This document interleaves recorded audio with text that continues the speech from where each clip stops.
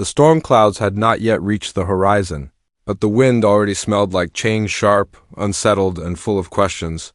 In the red dust twilight of the New Mexico plains, a lone Apache woman stood barefoot at the edge of the Hanson ranch, clutching a small bundle of belongings and every last scrap of courage she still possessed. Her name was Naya, and she had repeated the same desperate words to herself through miles of walking, through aching memories, through tears she refused to shed. No one wants me, but I must survive. I need a husband. Someone who will not turn me away. Tonight. She had come to ask a rancher one she had once hated to give her a chance at life again. Naya had not always been alone. She once belonged to a proud band, living among the canyons where rivers echoed and the earth remembered ancient songs. She had been chosen for marriage at 15, loved earnestly by a young warrior named Kahlo.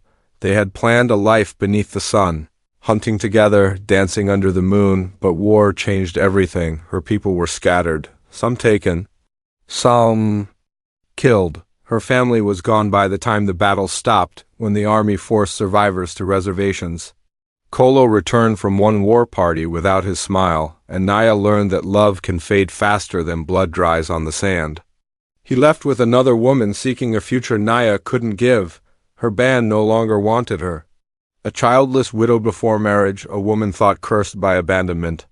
Even among her own, she became an outsider. She wandered, starving, unprotected, uncertain. And now, after seasons of trying to rebuild a life, she found herself here, on ground that belonged to a man the Apache once called Eni, with a gentle heart, a rancher named Elias Hansen. Elias stepped out from his barn, wiping his hands with a rag, unaware that fate was about to pull his life in an unfamiliar direction again.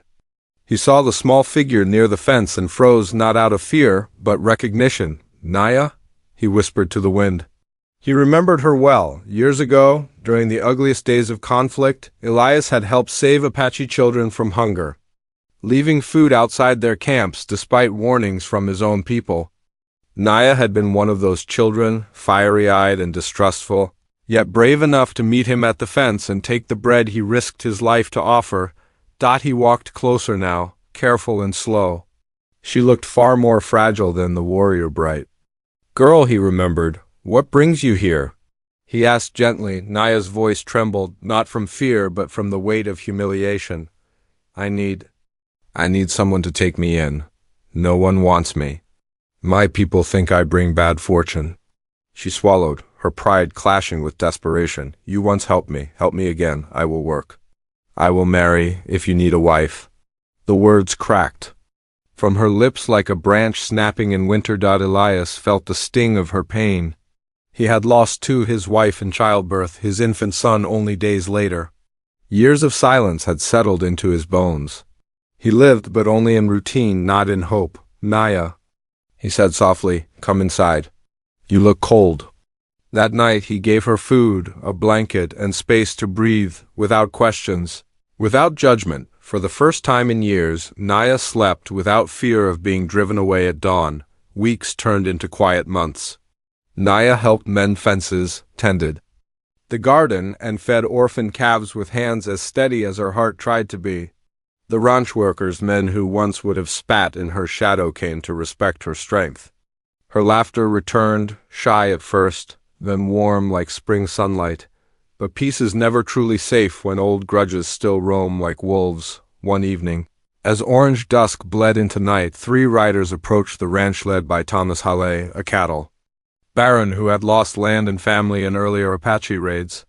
His hatred had survived long after the conflict ended. He spotted Naya carrying water buckets and spat dust from his lips.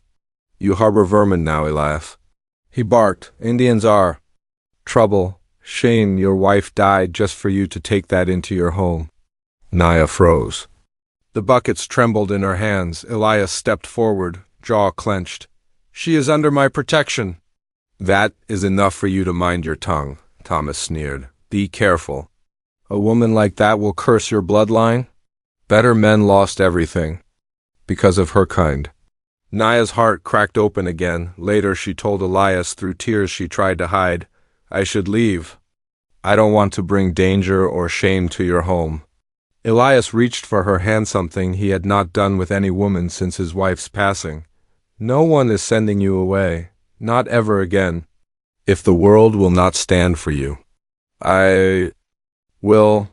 She did not know whether to bow or break from the sudden warmth that rushed through her. Their bond deepened. What began as survival grew into admiration, and from admiration, something gentler, something frightening. One quiet night, beneath stars that felt too close, Naya whispered, "I asked for a husband when I came here. Not because I wanted love, but because I lost hope. Now hope has come back, and I fear it." Elias's voice was steady, the way a mountain stands firm against the wind. "Hope isn't something to fear. Hope is what kept you alive." His eyes searched hers. "If you still want to become my wife, I would be honored." Her breath broke like dawn across the desert. "Yes," she whispered, "yes." They married with no priest, no witness but the land itself. Elias tied a ribbon from his late wife's sewing box into Naya's hair, accepting the past, making space for the future, but peace is a fragile thing. Weeks later, Halle returned with deputies waving legal papers. "The Apache have no rights to own land here," he said with a cruel grin. "She has no right to be here. Hand her over." Elias stood in front of his home, rifle in hand, heart pounding like hooves against earth. "You step onto my land trying to take my wife," he said, voice shaking with fire, "and you'll never step off again." The standoff clawed into the air. Every heartbeat felt like a shot waiting to happen. Before violence could erupt, Naya stepped forward. "Halle," she said, voice strong with the lineage of generations, "I am not your enemy. My people did what they had to, just as yours did. But I will not spend another day paying for wars I did not start." The wind fell silent. Even Halle hesitated. Elias lowered his gun just slightly and added, "This ranch is open to anyone who seeks peace. But if you bring hatred here, you'll find a fight instead." The deputies shifted uncomfortably.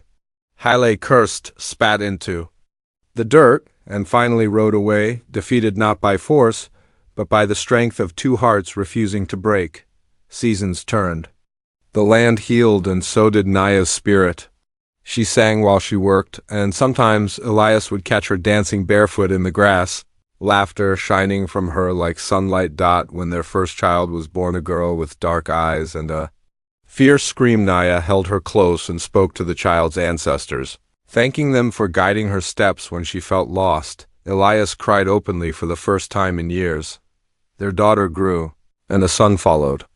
The ranch thrived, and the woman once branded, unwanted, cursed, alone became the beating heart of a new legacy where two worlds met not in battle, but in love. Naya would sometimes walk to the fence where she once stood, trembling, and whisper to the desert wind, "Someone wanted me, someone fought for me, and I became more than I ever thought I could be."